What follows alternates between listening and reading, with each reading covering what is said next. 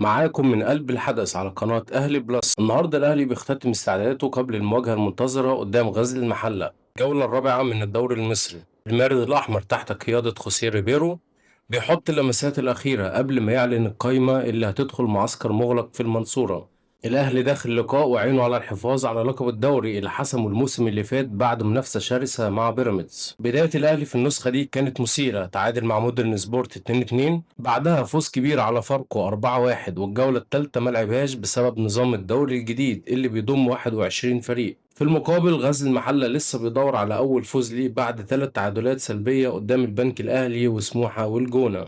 لكن الغيابات مؤثرة جدا في الأهلي، محمد هاني موقوف، مروان عطية وياسر إبراهيم مصابين، كمان بيغيب ياسين مرعي ومحمد شكري، وإمام عاشور لسه مش جاهز 100%. وعلى مستوى الصفقات الأهلي عمل ميركاتو النار بين رمضان، تريزيجيه، اليوديانج، بيكهام، وزيزو، أسماء تقيلة جدا هتدي قوة إضافية للفريق. في نفس الوقت رحل نجوم كبار زي معلول والسولية وأكرم توفيق، وده بيفتح صفحة جديدة مع جمهور الأهلي. برضه غزل المحلة دعم صفوف، ضم شيبوندي المهاجم الكاميروني ورحيم شوماري وكذا صفقة محلية قوية.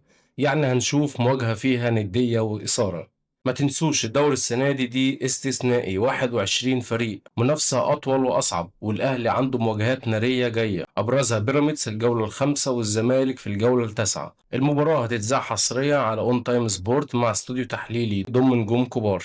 والسؤال هنا، هل الأهلي يقدر يتخطى الغيابات ويفوز على المحل؟ شاركونا توقعاتكم في التعليقات، وما تنسوش تشتركوا وتفعلوا الجرس على قناة أهلي بلس علشان يوصل لكم كل جديد عن المارد الأحمر أول بأول.